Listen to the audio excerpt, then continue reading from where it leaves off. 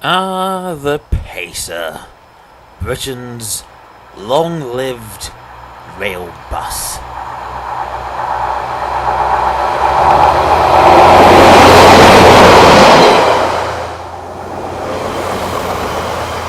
Love them or hate them, one has to admit that they were an important and integral part of the British Railways for more than 35 years. So it's no real surprise that at least two members of the Pacer family have made their way into Train Simulator Classic, and one of those members has also now made it into Train Sim World 4. However, Train Sim Classic's history with the Pacer has been a little bit spotty. From 2014 to 2019, the only official Dovetail Games release of a Pacer train was the Class 143 with the Riviera Line route. The Class 142 would join it in 2019, although by that point the Class 142 Pacer had already been in the game for 8 years.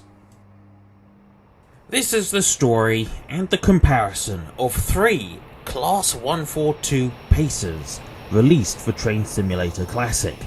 The original Class 142 multiple unit pack released by Armstrong Powerhouse way back in 2011. The Dovetail Games Class 142 released in 2019. And the Class 142 multiple unit pack version 2, also from Armstrong Powerhouse, released this year in 2023. How does each variant of this exact same train match up to one another? And are they worth your money? The first of these, then, is the Armstrong Powerhouse Class 142 Multiple Unit Pack, also known as version 1. This is the very first Pacer to release for Train Simulator as far back as 2011.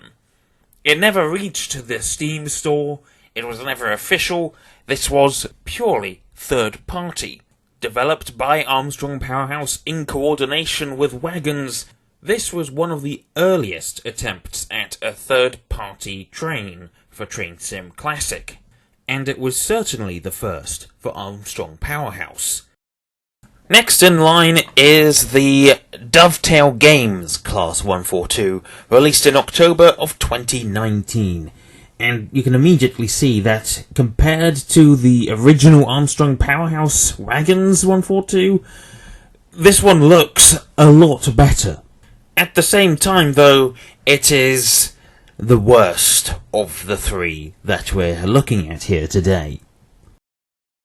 Lastly, the Armstrong Powerhouse version 2 of the 142 multiple unit pack, this time developed entirely by Armstrong Powerhouse, no assistance from Wagons or Railright or whoever.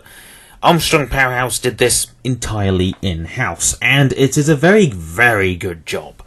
We'll be getting more into detail a bit later. To be able to properly review this train, I'm going to move into live gameplay. So here we have all 3 Class 142 variants right next to each other. On our right, we have the original Armstrong Powerhouse Wagons 142. In the middle, we have the Dovetail Games 142. And on the left, we have the latest Armstrong Powerhouse Class 142. Visual differences, and you can immediately see the original 142 does not look great. It has not held up as well as some of these other trains have. It looks rather bulbous and quite large compared to the others. The Dovetail Games and version 2 of the 142 are very similar in their sizes and proportions, though perhaps one of them is a bit more accurate to the other. The original 142, very large. The front looks rather rounded. As I said, quite bulbous, and doesn't look that great anymore. Other visual differences. As we can see, we have the bus-style doors on these units. both of the Armstrong Powerhouse 142s have access to both types of doors that the 142 used in its lifetime. So we have these newer sort of semi-folding doors that are one large piece with smaller bits right at the bottom. And then we have the quad-leaf doors, the fully folding doors made out of 4 pieces, available to both original Armstrong Powerhouse version 1 and Armstrong Powerhouse version 2. Dovetail Games only simulates the original bus-style doors, as this version represents the unit as it was in the 1980s. We'll move on to the interiors now, starting with the original AP Wagons 142. And here we have the cab. Once again, textures not looking particularly great. We've got a little bit of clipping there, but that could just be because of computer-related things. We won't count that as an issue. Overall, a fairly accurate cab. Doesn't look the greatest. You can still see some of the polygons. But it's not terrible either. The AP Wagons 142 does not simulate everything about a 142. For example, here we have what I believe is meant to be NRN, but it doesn't work. It's completely non-functional. None of the variants available in the 142 version 1 have working NRN or GSMR. And of the dials, looking a little basic. You've got DRA, we've got a phone that doesn't work, but they never really do, and we've got TPWS up here as well. The controls, reasonably well modelled for the time, though you can't see the brake markers on the plate here. At least it's very difficult to see. You can just about read full release and emergency. Same deal with the power controller as well. You can't see the power notches. Everything else, though, is readable. There's some of these buttons looking very colourful, and I'm not sure if that's accurate or not. I don't think so. It should also be noted this train does not have a passenger view. I'm pressing the 5 key right now. You cannot view from inside the passenger cabin. So to do that, we're just going to have to press the 8 button and move inside, and we can see the bus-style seats inside. Very basic interior, as you might imagine from the exterior model of the train. So, the Dovetail Games Class 142, let's move on inside. Though a brief note of mention, you can see that there are passengers inside the train in the exterior model. And we'll see if there is a passenger view on this train, and if those passengers are still there on the passenger view. For now, though, let's go to the regular interior. And it's looking a bit better. On the AP version 1, we had a blue button somewhere along here. Now it's just red and a single green button. However, it should be noted that not all of the controls in here are working. Compressor speed up works on both version 1 and version 2 of the Armstrong Powerhouse 142. Here it is non-functional. Cab heater works in the version 1, but not here, as the same with heated screen. Signal buzzer does work, but it's very temperamental. We'll get onto that later. DRA placement also perhaps a bit more accurate. The phone looks better, as does TPWS. Though it's still looking a little bit barren. Also, we can look fully behind us, whereas in the version 142 we were clipping at 90 degrees. However, these buttons don't work. We also have NRN here, modelled better, but also non-functional. Seating position is different, and we can actually read the words on the plate beneath the brake handle and next to the power lever. Passenger view does exist, but the passengers have disappeared. However, it does appear where, well, they're showing in that carriage, but then we press 8 and suddenly they're here again. So that's a bit of discontinuity. Still, we have the bus seats, and as to be expected, it's going to look a lot better than the interior of the 142 on that side, simply because this actually has a purpose-built interior passenger view. It doesn't look too bad.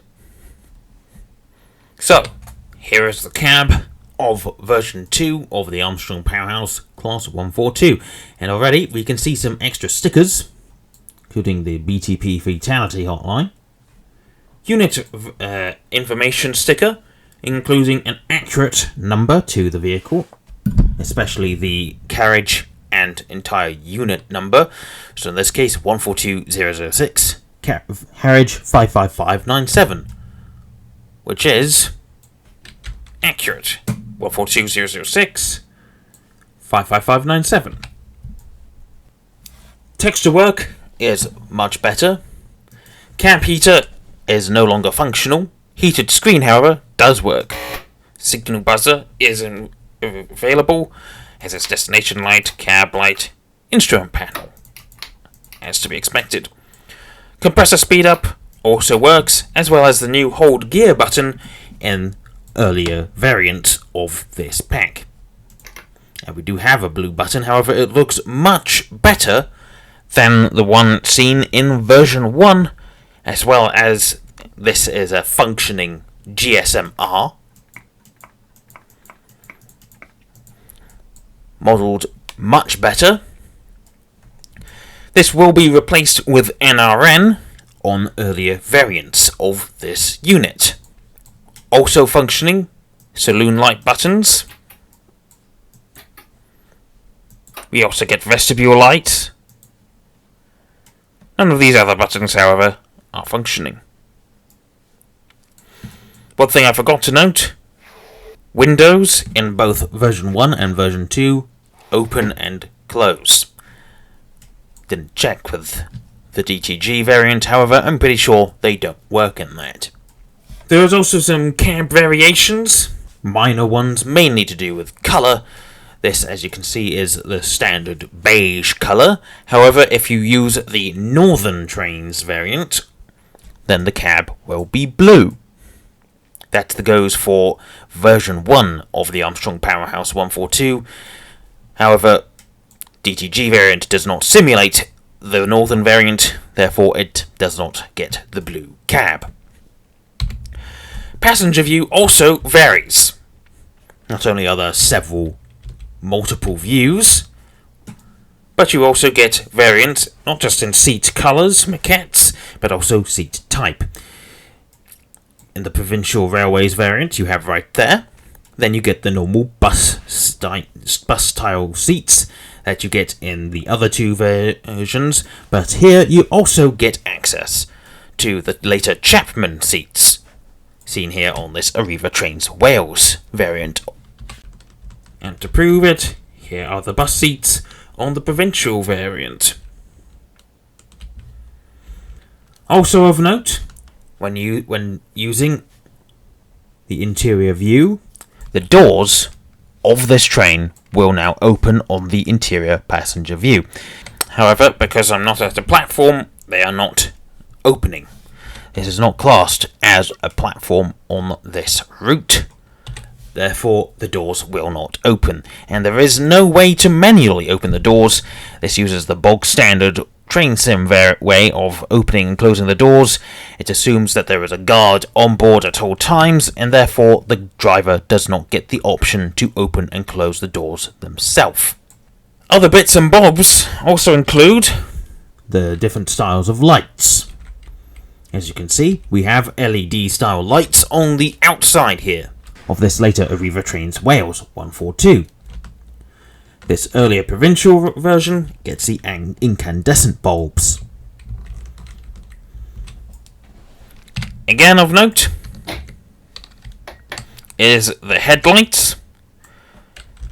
Earlier variants of the 142 will use only the left-hand headlight, the night headlight, as the day headlight would not be used in regular operation until sometime in the 2000s, in which case these later variants do simulate the right-hand light. We can also see that the brake lights, that the tail lights also count as the marker lights, whereas on the earlier variants, the tail lights will de-illuminate when switched away, and the marker lights will come on instead, as we can see on this one right here.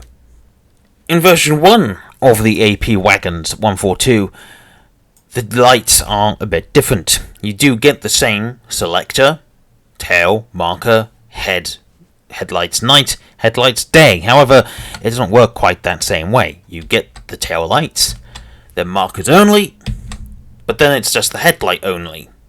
And then the full daytime lights are the markers and the night headlight. The right headlight, the day headlight, never works. Night headlight is also only simulated on the DTG variant. However, the version 1 AP Wagons 142 dates from a very early time in train simulator history, 2011, where some of the advancements that Armstrong Powerhouse have made simply weren't there at the time. We move to the back of the train and we can see that the rear headlights are not illuminated. Instead, in order to get the tail lights to illuminate, we have to press Ctrl and plus or minus and switch to that cab, and then manually activate the headlights, the tail lamps, before then switching back to the driving cab. This is not something you have to do in either the DTG or version 2 of the 142s. It is simply automatic in these later variants. Here on the version 1, we have a fully functional destination board. We press F8 rather, and we can see that it moves up. We press L to illuminate the destination board, and as we can see, it has this snazzy scrolling animation, and it tells us the destination of the blind on the top right of the screen here. And it uses authentic destinations on each of the destination boards of each variant. But if we keep going down far enough, we get a little Easter egg. A long time ago, in a galaxy far, far away. And then we get the Wagons logo at the very bottom. It is much the same deal with the version 2 Armstrong Powerhouse 142. However, it simply switches from one destination to the other. It does not have the same scrolling animation, which may have been something that Wagons did and not Armstrong Powerhouse. If we go right down to the bottom, we are not going to get an Easter egg here. It's going to be much more serious in its presentation. The last one we can get is sorry, not in service. As for the destination blind of the DTG variant, it doesn't work in-game. The only way you can change the destination is by changing it in the scenario editor. One final bits and bob, actually, that I forgot to mention, goes hand in hand with the fact that the version 1 headlights do require that you switch from cab to cab to switch them on and off. As we can see here, the carriage number of the version 142 we're looking at here is 142024 55565. We move to the back carriage, however, and suddenly it's 142028. And this is how things were with Train Simulator for a very long time, and unfortunately still are, because when we look at the DTG 142, we see the unit number is 142007. But we move to the rear carriage, and now it's 142066. This is not the case with the version 2 of the Armstrong Powerhouse 142. As we can see, 142006. The front carriage also 142006, and that goes for these other ones here, 028 and 034, 028 and 034. And the carriage numbers also will match the correct units, so 55569 and 55619 will be the proper carriage numbers for unit 142028. We're not quite done there yet. One final thing to note is that version 2 of the 142 by Armstrong Powerhouse also gets access to electronic destination boards, as was the case with Merseyrail operated units. And of course these boards will apply to the opposite end of that unit, but if there's another unit coupled up to the back, then you're going to need to still switch to that unit and operate the boards once again. That goes for the destination blind and the electronic destination boards. Version 1 of the Armstrong Powerhouse 142 also has these electronic destination boards. However, they're quite a bit smaller, narrower than they are on the version 2. They also do not operate using F7 or F8 keys, as with the previous variant. Instead, you need to go into the cab and manually input a code, which is actually quite nice. And the codes will change from destination to destination, but the quality, the resolution of the destination board does not look the greatest.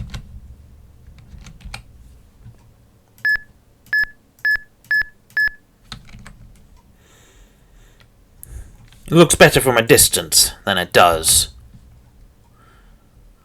up close. As to be expected, the Dovetail Games variant only has the manual destination blind, as that represents only regional railways and provincial railways, Class 142s, as they were in the 1980s and early 1990s. We're now going to move on to controls, an important factor of any unit that is introduced into Train Simulator. In fact, I would imagine that controls are the most important factor of any unit introduced into TS Classic. Mainly because if you didn't have controls, the train wouldn't work. We're going to start, on this occasion, with the official Dovetail Games 142 Pacer. And we've got the F4 HUD up here to give you the idea of what some of these buttons do. Being as it's a official DTG product, the DTG 142 does use a lot of the standard controls, and it's the same goes for the Armstrong Powerhouse variants as well, but we'll move on to those later. Starting off with headlights, you press H, and as we can see, it starts off with the tail lights, markers only, and then the full headlight, and it doesn't go any further because since this is representing the 1980s version of the 142, it doesn't include the day headlight, only the original night headlight, which is perfectly fine. As you can see, keep pressing it, and it will eventually, you can press Shift and H to put it all the way back to off, or click the button here if you're a bit more manual in that regards. You can also drag it, as with all the other controls. Pressing I turns on the instrumentation lights. Pressing L turns on the cab light. We've got all the standard controls. We do have a master key down here. We're going to bring up the manual and show that the master key does not actually have, at least on the manual, it doesn't have a button that tells you exactly what it doesn't have a button that seems to be mapped to it. So in order to turn on the master key, we actually have to press it, and then we can start. Well, normally we would, but it's decided it doesn't want to work. I think the only way we are going to get it to work is by starting the train up.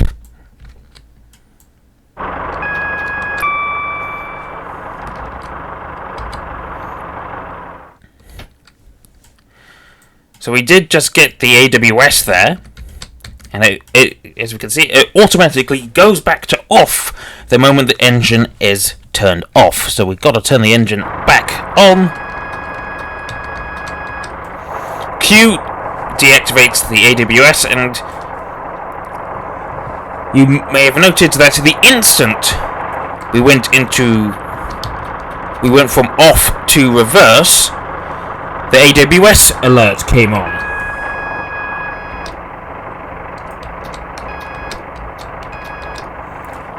That is often how it is with DTG units. The AWS will activate the moment the train goes over an AWS ramp, or whenever it goes from off to reverse or forward or whatever reverser selector. Whatever the reverser selector gets moved to. Other standard controls include the A and D for the throttle, power lever, the power regulator. We've got the semicolon and the apostrophe buttons for the brakes.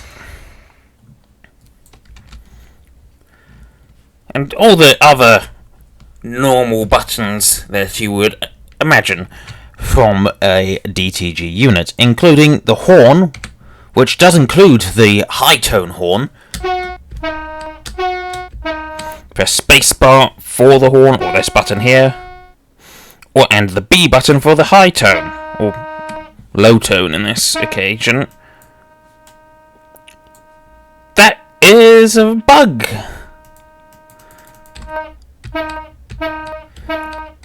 So pressing B works, but you press the button here, and it seems to think it's like the bell on an American locomotive. That is... oh dear. Oh dear. Are there other controls? Instrumentation light, destination light, I don't think has keyboard control. This manual does not tell you everything if there is any other keyboard controls here. So this is not the most useful manual there is. So that's another strike against this unit. The controls, standard, except when you want to turn them on. And I don't think I figured out a button to turn on the signal buzzer either. Yeah, and it takes forever for it to go off when you press it.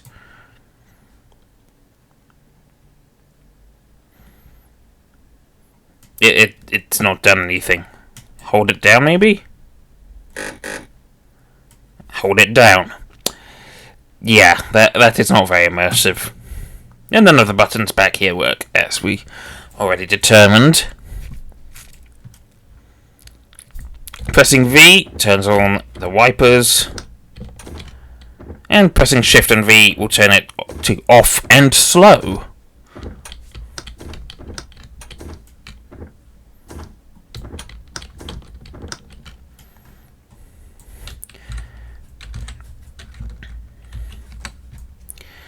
So really, that's about it in terms of control for the DTG 142.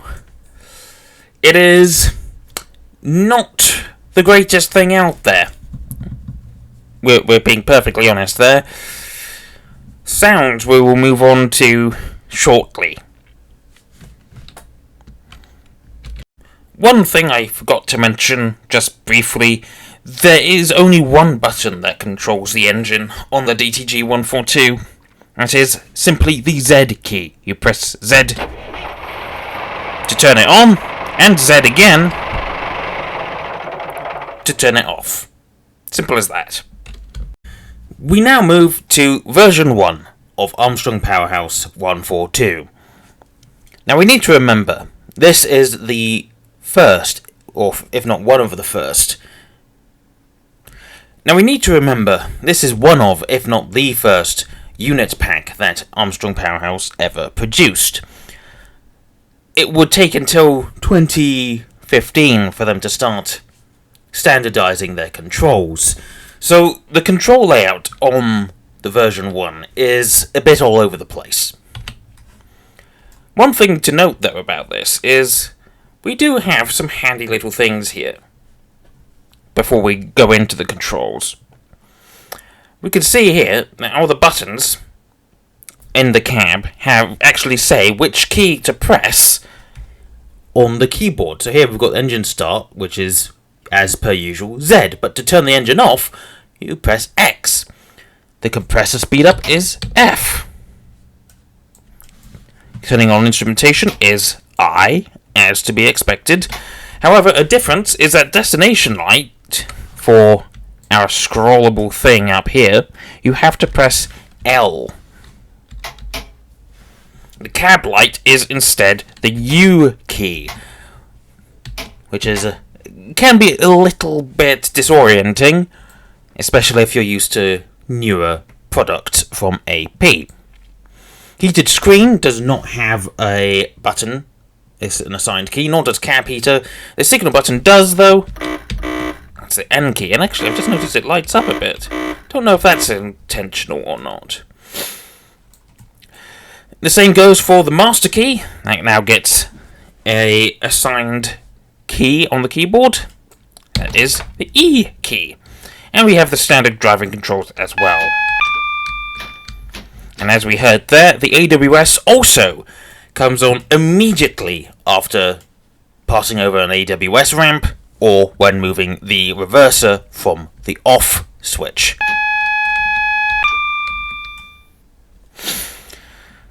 We've also got a fan.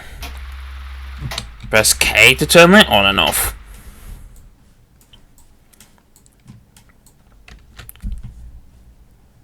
And the DRA is also turned off with the R key. I almost forgot about the DRA. It's weird. It's there to remind you, and I keep forgetting about it. Other things to note, of course, the light hat wipers. Press V to turn it on. Shift and V to turn it off. However, there we go. You have to hold it down to go to fast. And you can also turn on the guard wiper with C. And turn it off with Shift and C. Passenger saloon lights turned on with P and turned off with Shift and P. This is an external effect only. Doesn't matter if you're inside. And finally the horn. As with the DTG, space for the high tone, B for the low tone. Which is the opposite of how things are usually done with AP now.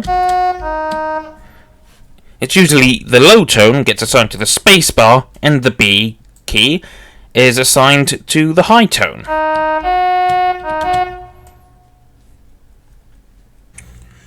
Finally, in terms of controls, we have the 142 version 2 from Armstrong Powerhouse, and as this is a later pack, it uses much the same standardized control layout that AP enhancement packs and unit packs use.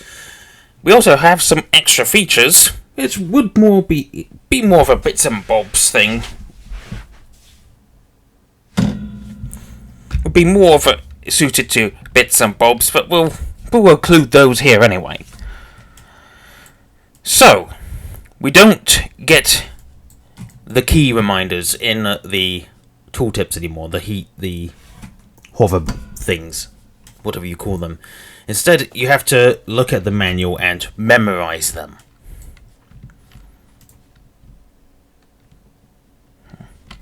So it's got all the standard controls as to be expected. However, to turn on the master key, you have to press Control. That's not it.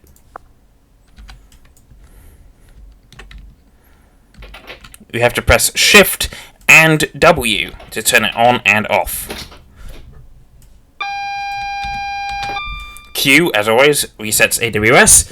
And as we heard, there was a slight delay with the AWS. That is now built in to each new pack that AP produces, be it an enhancement pack or a unit pack.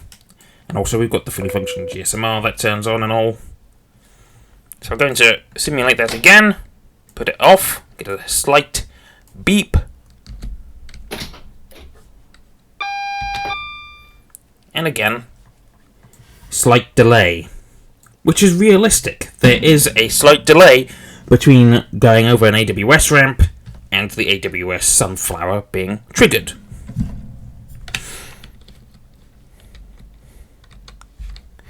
Y is now the button to turn off DRA. H and Shift H is still what you use to turn on the lights. I is instrumentation. L is the cab light. Destination light is M. As we can see, very slight, but it is there. C is now for the signal buzzer. V, as always, is how you turn on and off the wiper on and off, and between its different modes.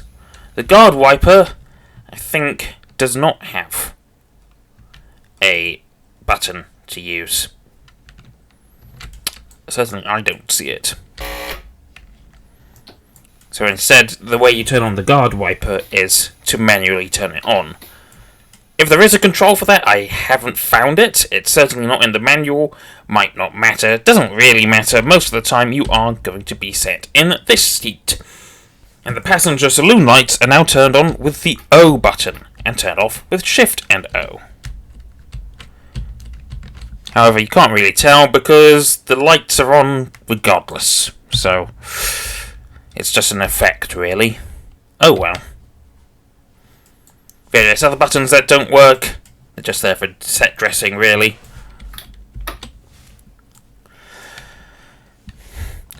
Now, the other controls that this unit has, given that it is, as at the time of recording, the latest Armstrong Powerhouse unit to be produced, there are additional controls. We press Control and C, and Shift and C and Control and C to increase and decrease what is known as the clag factor, which basically changes how smoky the exhaust is.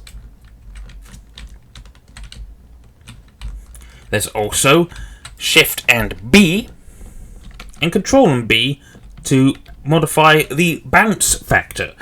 Now, Pacer units, very famous for being bouncy, like you're on a trampoline almost. Suspension on these trains very, very... I don't know if you call it soft, but yes, very famous for doing a lot of going up and down. So you can modify that from no bouncy to very bouncy. Very bouncy to no bounces at all. There is also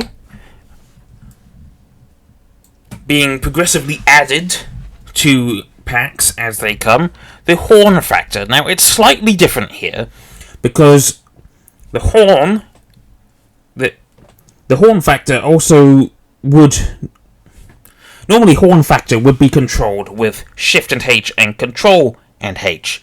However, Shift and H on this train, as we have determined already, turns off the headlights. So instead, the way to turn the way to increase horn factor is to instead press Shift and Control and H. What this does is not change how loud the horn is, but changes the sound file that the horn uses, which we will get onto shortly in the audio comparison of these units. Well, now it's time for the big one. Sounds. That's the one thing that Armstrong Powerhouse has been the most famous for. Changing the sounds of units to sound better. Or maybe even worse, who knows. Usually better. That's how they started out in this business, by creating sound packs for the trains way back in the day. Actually, maybe it was scenarios first. Either way, sound packs and sounds is what they are most known for. Improving upon the stock sounds of units that they reckoned weren't good enough. And sometimes adding sounds when there really should have been. Looking at the Class 303 here. That thing was terrible when it was vanilla. So, the sounds then for the Dovetail Games Class 142 should not really come as any real surprise. They're not gonna be great. First off, we're going to open the doors by pressing T. And they don't sound quite like how bus doors should. Perhaps because the sounds may have been recorded from a more modern 142 or even a 143 with the slightly newer one-piece doors rather than the two-piece doors. Doors will be closing momentarily, and we'll see if there is a buzzer.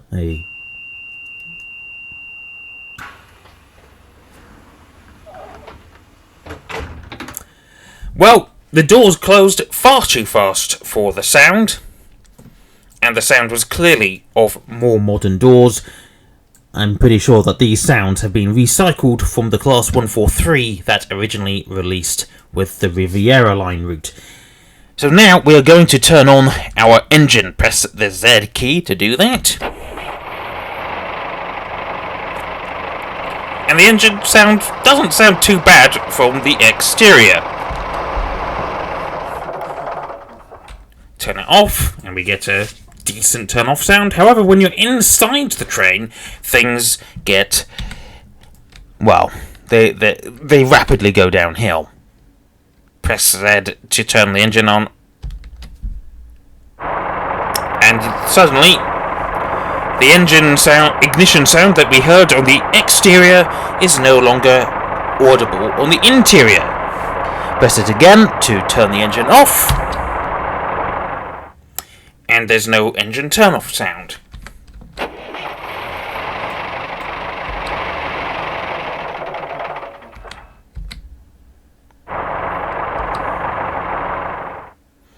That's not really forgivable. That is really poor. And there's no sounds for the windows either. The window's actually open on this. Oh. That's the only sound. Yeah, that's not great, is it? Anyway, let's get some driving done. Turn the engine back on. Turn on the master key.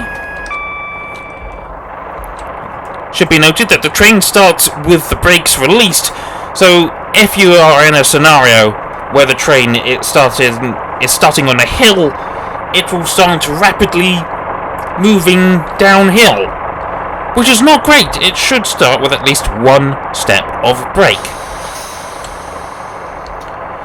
So let's get moving.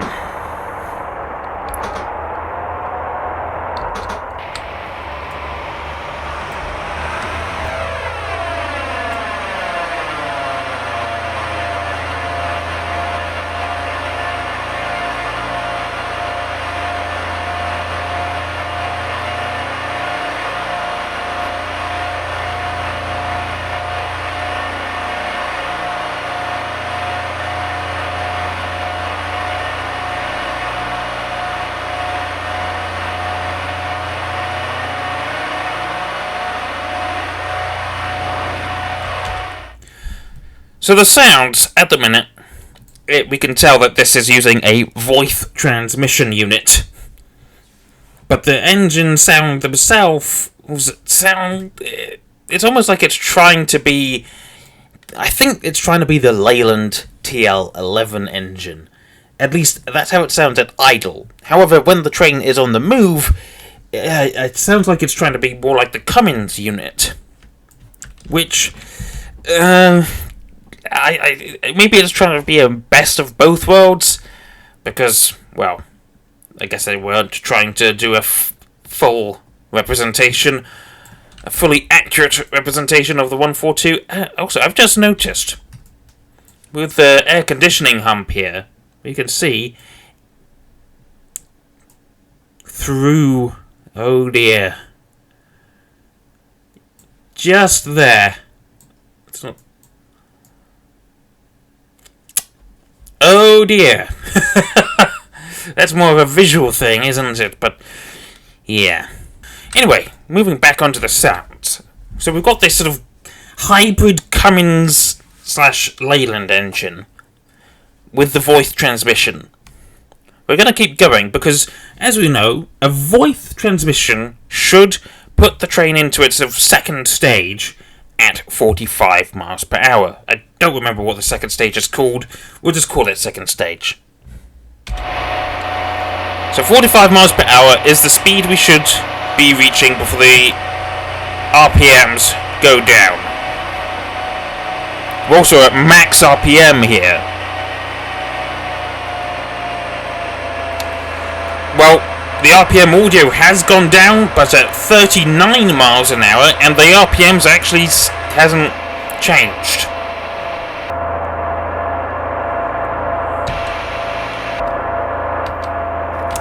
Yeah, these sounds not great at all. And we have some points coming up. We'll be listening to the track, the wheel audio, in just a moment.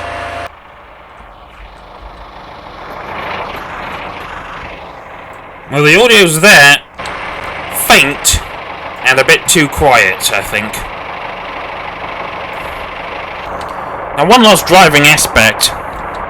Step 1 brakes puts on almost 3 bar of brake pressure. Step 2 moves it up to 4, and full service moves it up to 4.5. That's stopping very quickly. That's wrong. Step 1 of brakes should be only 1 bar of pressure. But we'll get onto that later on with the version 2 of the Armstrong Powerhouse 142. But first, we move on to the version 1 of the Armstrong Powerhouse 142 instead. So here she is, the first Pacer unit to ever enter So here she is, the first Pacer to come to Train Simulator way back in the day, when it was still Train Simulator 2010? No, 2012? Railworks 3, potentially. Long ago. How does it hold up to today, at least in the sound department? Well, let's open the doors, shall we? I'm wondering if those sounds have come. Those door opening sounds are very familiar. They sound like they've come from the DTG. Now, I don't know if maybe.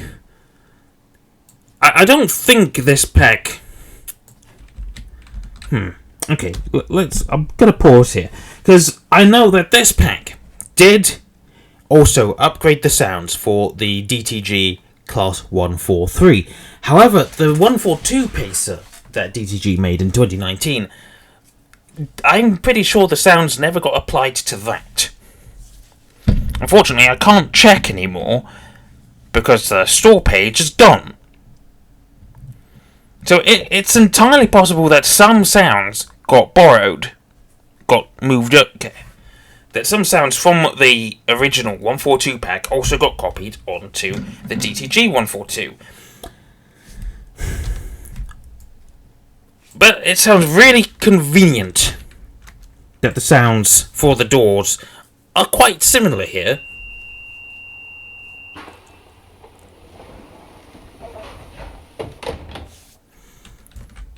At least the animation is a lot more in tune with the sounds. So let's turn the engine on. Press Z. Or, you know what I would? First off, we've got to turn the AWS on. Very loud AWS. And now we can turn it on. Z. Hang on. There we go. Nice little engine turn off sound. Turn on sound rather. Ignition. And now press X to turn it off. So now do it again.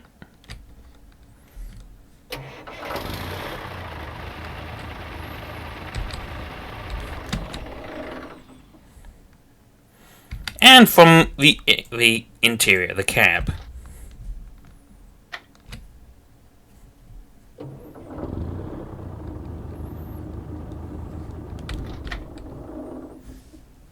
So, that's a plus point in on the first hurdle.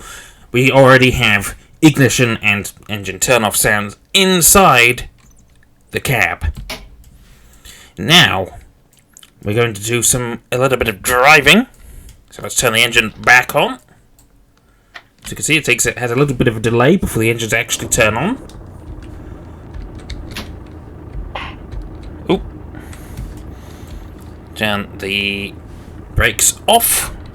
Actually, have a look at the brakes here. Step 1, 1 bar. Step 2, 3.5 bars. Actually, no, that was...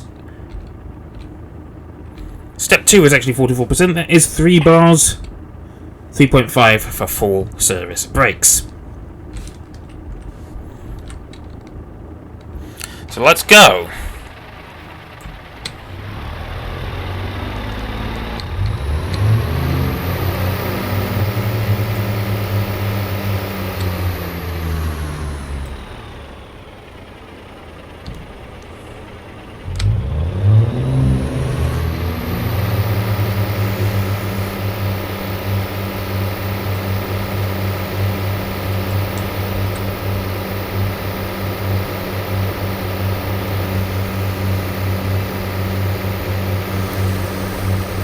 The newer skins of this train have a bit better of a sound that we could hear there, with the voice transmission and the Cummins unit and the Cummins prime movers.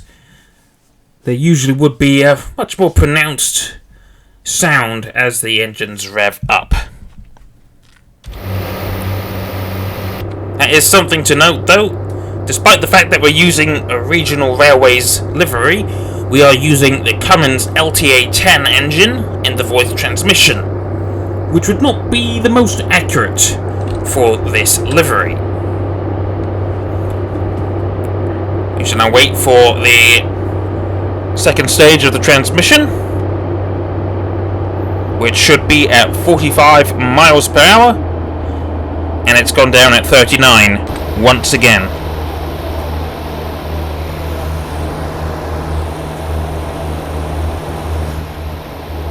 Acceleration again, slow. We have some run sounds, but they sound a bit Kuju-esque. And of course we've got the horn as well. Something I forgot about the DTG 142. The horn on that, absolutely terrible, but we did showcase it a little bit. And the track joint sounds in just a moment.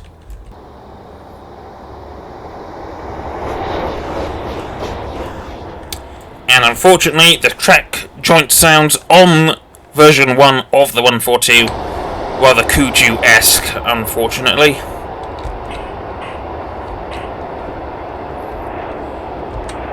But we need to remember that this is a product of its time. Very early days of train sim modding, especially with new trains. For the time, this was impressive. It's held up reasonably well, but it is a dinosaur. So now we move on to the big boy. Where do I even start with this one? I mean, in terms of sounds, this is without a doubt the most extensive. It is the best in that regard.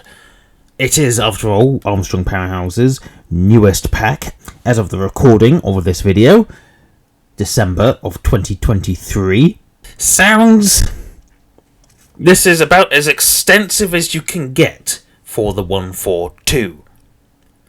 We have not just the Cummins and voice transmission pairing that these units used for much of their service life, but we also have the original Leyland engines with self-changing gears, and the original Leyland engines with voice transmission. It's hard to really find a place to begin. One complaint I do have, though, is how quiet the doors are. Let's open them here. And I feel that they could be a little bit louder. As we heard, they were quite loud with the DTG and version 1, but here on the version 2, quiet. Really quite quiet.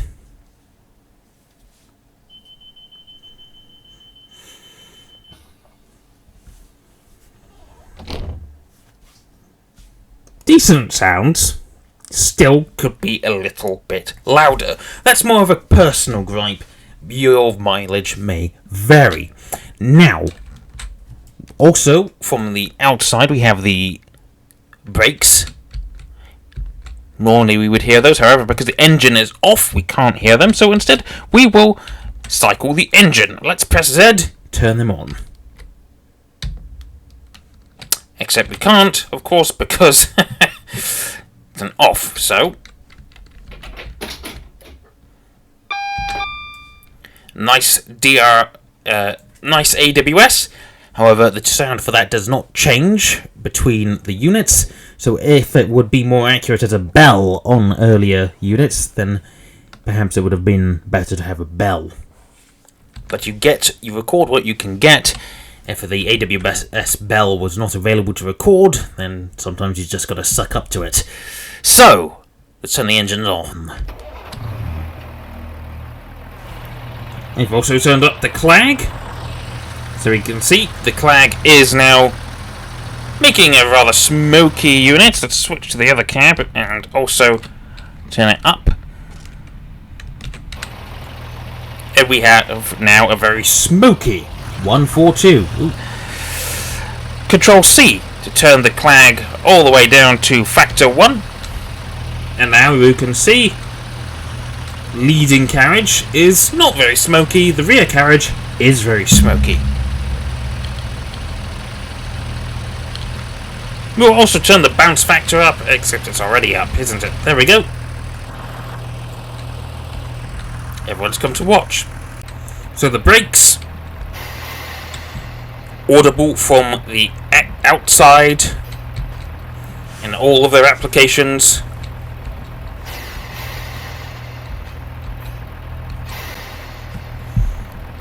And now let's turn the engine off.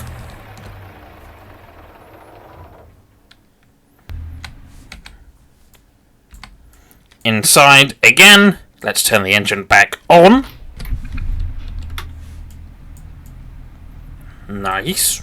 And back off. It's not particularly loud from in the cab, but if we go into the passenger cabin, it should be a bit louder.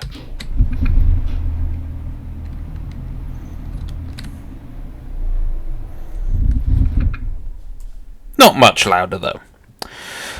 So now let us get this thing moving.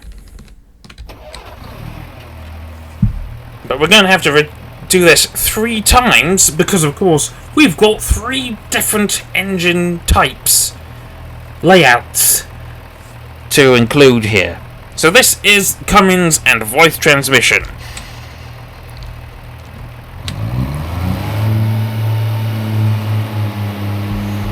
While we're at it, let's give us Control H and listen to the horns.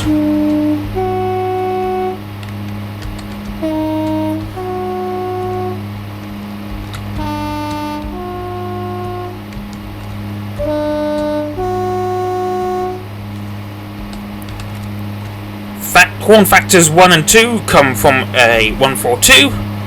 Horn factors 3 and 4 come from a 141. Now let's listen for second stage of the transmission. Should be activating at 45 miles per hour.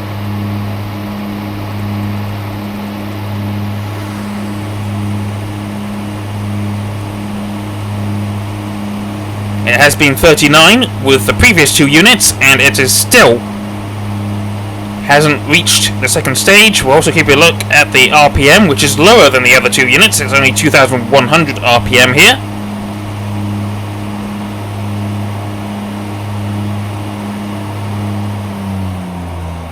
And second stage of the transmission now reached. I'm going to apply a little bit of brakes. You can see the bounce factor coming into play as the camera is moving up and down a bit.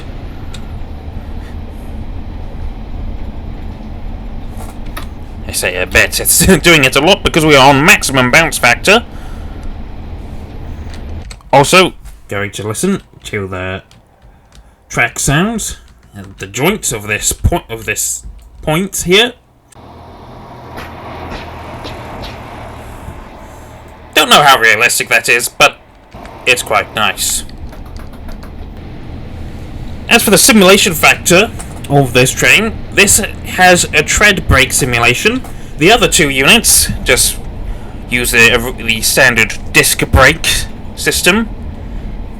This has the tread brakes, where the brakes press against the edge of the wheels. We can see it just there.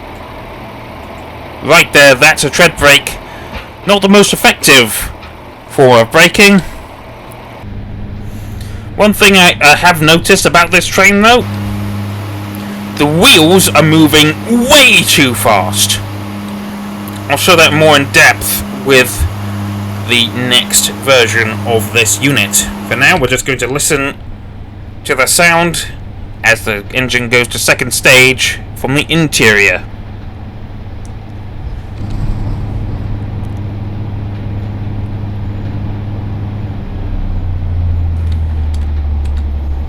Nicely done.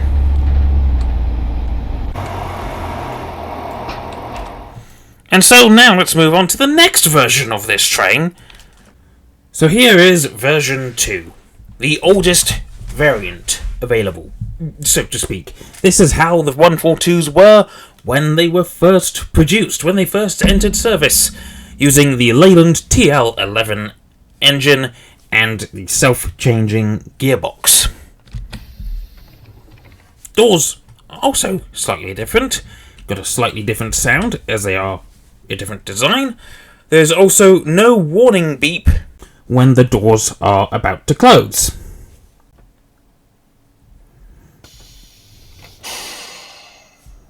And there we go, that is it. Now, as this is the Leyland engine, things are going to sound different.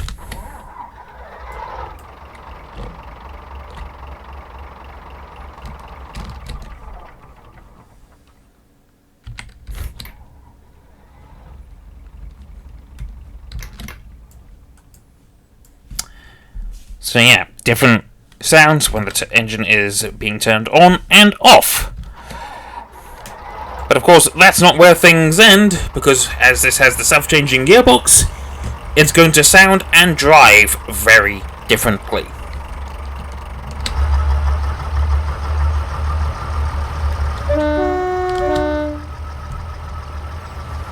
So at 14 miles an hour, the gearbox will change to second gear.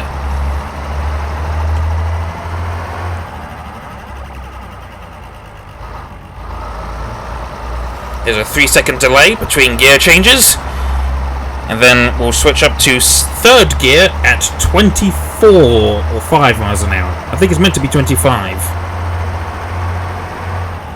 Happens about half a mile an hour early.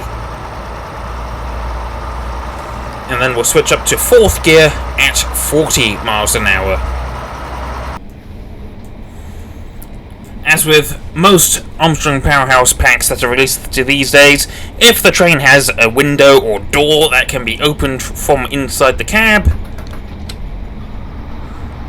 you can hear some exterior sounds from the inside, and not just interior sounds. You also get wind noise. And so, there is one last variant of this train to look at, and that is Leyland engine with Voith transmission. So here we have Leyland transmission, Leyland engine, and Voith transmission.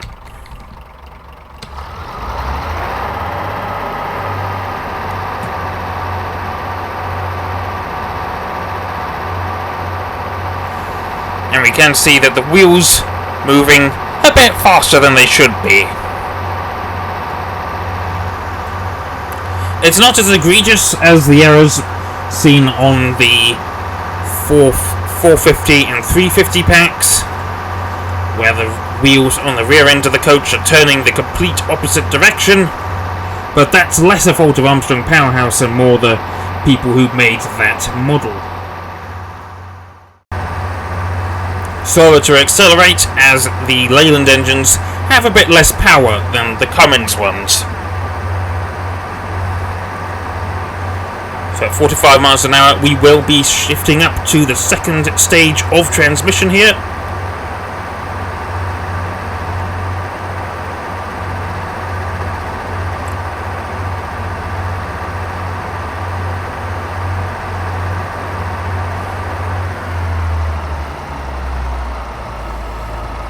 And we should have noted there that RPM on the Leyland engines is a maximum of 1,800 RPM, as opposed to the 2,100 of the Cummins. One final thing about the audio for the 2.0 142 from Armstrong Powerhouse is the wheel squeal. Yes, that's been fully simulated as well.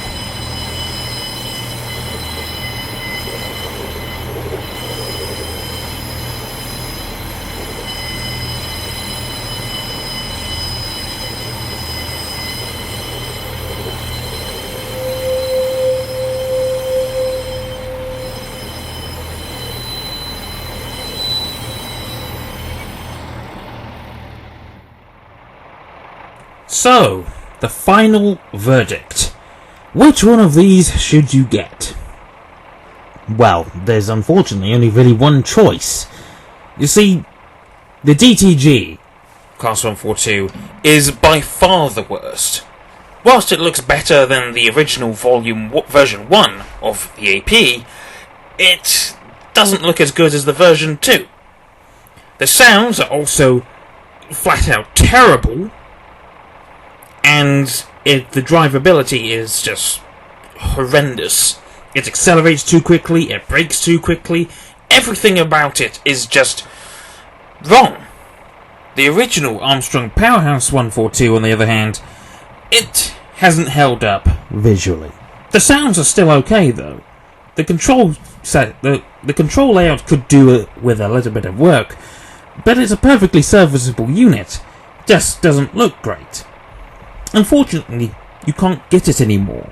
You could get it for the low price of, I think it was £12, until it was removed from sale in March of 2023.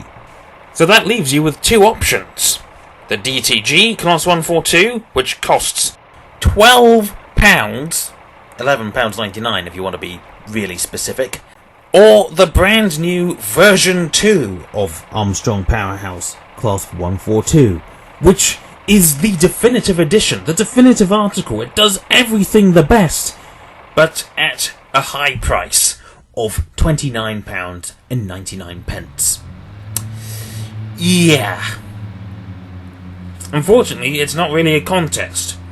You either spend a huge amount of money, but get something that is kind of worth it, I suppose, or you spend less and get something that isn't worth it.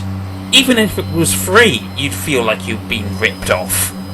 And the one that was perhaps the best value for money, the original version 1 of the 142 from Armstrong Powerhouse and Wagons, that's no longer for sale. If you missed out on it before it was withdrawn back in March, you're out of luck. Unless you start to resort to piracy or something, or you can hack the servers, I don't know. Ultimately, it's up to you how much money you spend. If you want something that's cheap and terrible, get the Dovetail Games 142. If you want the definitive article and you want it now, spend the £30 right now.